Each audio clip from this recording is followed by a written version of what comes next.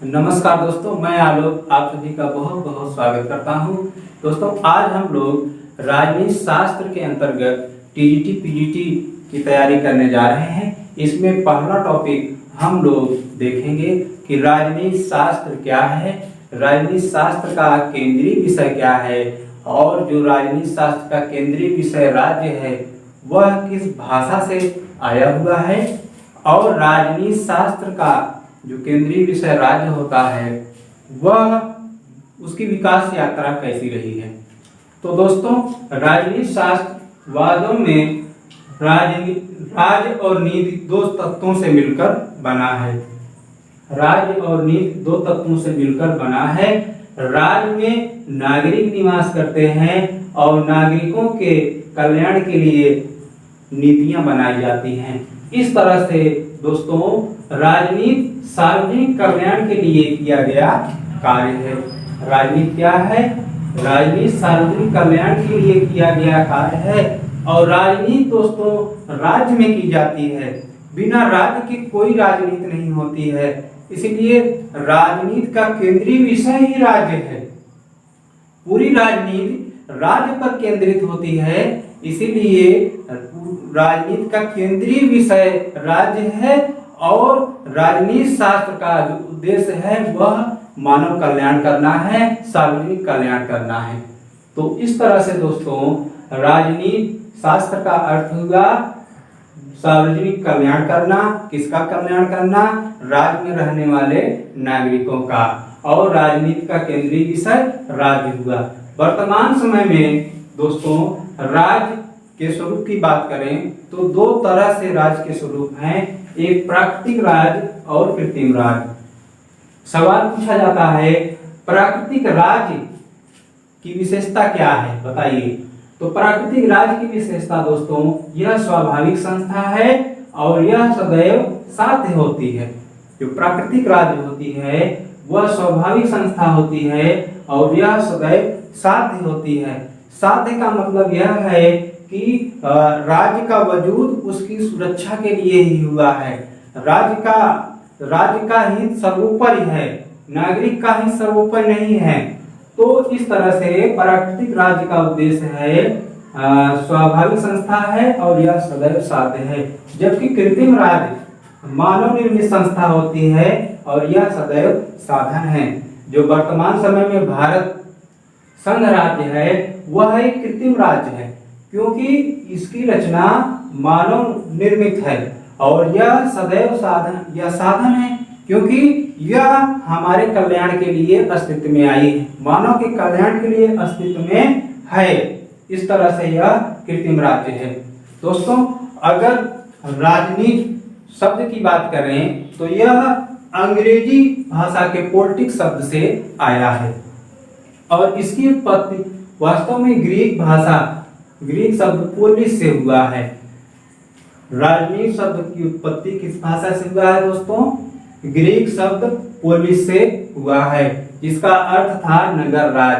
सवाल पूछा जाता है, बार बार टीजीटी पीजीटी में पूछा गया सवाल है कि राजनीति या पॉलिटिक्स का अभ्युदय किस भाषा से हुआ है? तो दोस्तों, ग्रीक भाषा पोलिस से हुआ है, ग्रीक भाषा से हुआ है और इसे वहां पर पोलिस नाम से जाना जाता था, नगर राज्य के नाम से जाना जाता था।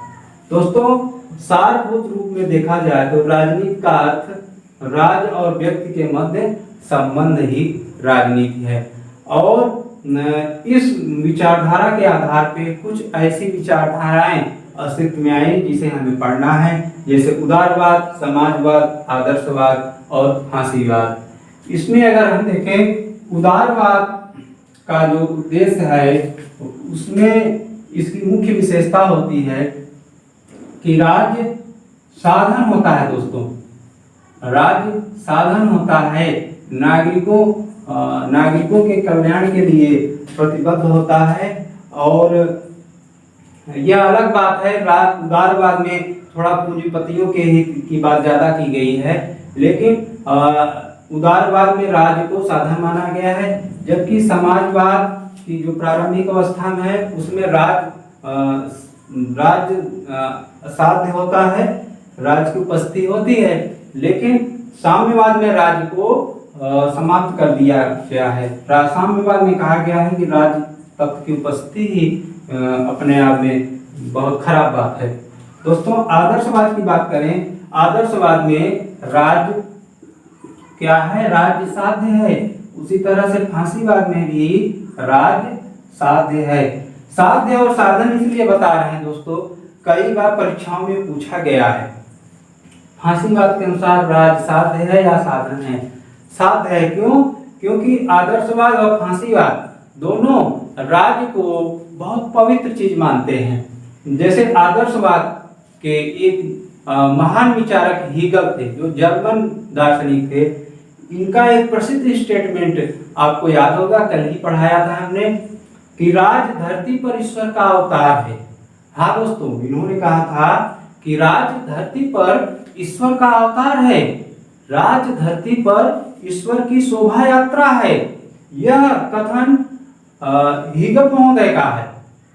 मतलब कि आदर्शवादी दार्शनिक ये कहते हैं कि राज्य की किसी भी अवस्था में विरोध नहीं किया जा सकता, क्योंकि राज्य धरती पर ईश्वर द्वारा भेजी गई एक महत्वपूर्ण उपहार है। इसकी किसी भी दशा में विरोध नहीं किया जा सकता। इसी तरह से फांसीवादी जो अनुयायी हैं, जैसे हिटलर, मुसोलिनी, वो भी राज्य को एक पवित्र चीज मानते हैं, राज्य को साध्य मानते हैं। नागरिकों को राज्य के विरुद्ध विद्रोह की आज्ञा यह दोनों विचारधारा नहीं देती है। कहती है नहीं, किसी भी हालात में, किसी परिस्थिति में राज्य के विरुद्ध कोई विद्रोह नहीं कर सकता। दोस्तों अब देखते हैं कि जो राज्य है इसकी विकास यात्रा का क्रम क्या रहा है। वास्तव में दोस्तों आदिम अवस्था के दौर में ऑस्ट्रेलिया में कुछ कबीले एकत्रित हुए और उन्होंने कबीला राज्य की स्थापना रखी, नींव रखी। तो यही कबीला राज्य पहला आदिम राज्य बना। सवाल कई बार पूछा गया है कि राज्य की विकास के कालक्रम में पहला जो राज्य था उसका क्या नाम था? तो कबीला राज्य था। दोस्तों कबीला राज्य अपने कुछ समय अस्तित्व में रहा, फिर उसके बाद प्राच्य साम्राज्य का उदय हुआ। चीन के हुआंगहो नदी और नील घाटी के तट पर जो है प्राच्य साम्राज्य का उदय माना जाता है, ऐसा विचारकों का कथन है। प्राच्य साम्राज्य के एक लंबे समय तक अस्तित्व में रहने के बाद नगर साम्राज्य का उदय भूमध्य सागर के तट पर हुआ, भूमध्य सागर और एथियन सागर के तट पे।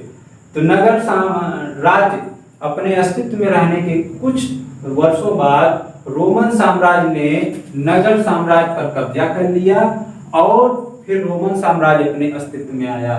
तो रोमन साम्राज्य एक लंबे समय तक अपने शासन स्वरूप में वजूद में रहा। दोस्तों रोमन साम्राज्य के पतन के बाद सामंती राज्य अस्तित्व में आया और इसका कालक्रम 6वीं शताब्दी से 15वीं शताब्दी तक था। यह वही सामंती राज्य था जब मध्य युग में धर्म अपनी चरम अवस्था पर था, धर्म धर्मांधता के दौर में पहुंच गया था और कृषि व्यवस्था बहुत ही उच्चतम अवस्था पे थी। वहां पे सामंतों का बोलबाला ज्यादा था, श्रमिकों का शोषण, मजदूरों का शोषण उच्चतम अवस्था में पहुंच गया था। यह वही दौर है दोस्तों जब जेम्स वाट और थॉमस एडिसन जैसे वैज्ञानिकों ने भाप के इंजन और बल्ब का आविष्कार किया और इस दुनिया को वैज्ञानिक उपहार दिया। बहुत सारे आविष्कार हुए, बहुत सारे कवि, लेखक, पत्रकारों ने जन चेतना जगाई। तो जनता में एक इस युग के खिलाफ, सामंती युग के खिलाफ एक चेतना जागी और सामंती राज्य के को पतन करने के बाद राष्ट्र राज्य अस्तित्व में आया। यह राष्ट्र राज्य आधुनिक युग में आज भी मौजूद है, इसमें हम लोग निवास कर रहे हैं। तो दोस्तों ये कालक्रम बताने का उद्देश्य यही है कि टीजीटी पीजीटी परीक्षाओं में ये कई बार सवाल आया है और आने वाले समय में भी पूरी संभावना है। तो दोस्तों इस कार्यक्रम को आप अच्छे से कंठस्थ कर लीजिए और जितने भी यहाँ मैटर बताए गए हैं उसको आप अच्छे से समझ लीजिए। और आपको नोट्स की जरूरत होगी तो हमने नीचे टेलीग्राम लिंक पे नोट्स दे दिया है, आप वहां से नोट्स को डाउनलोड कर लीजिए और अच्छे से तैयारी करिए। धन्यवाद।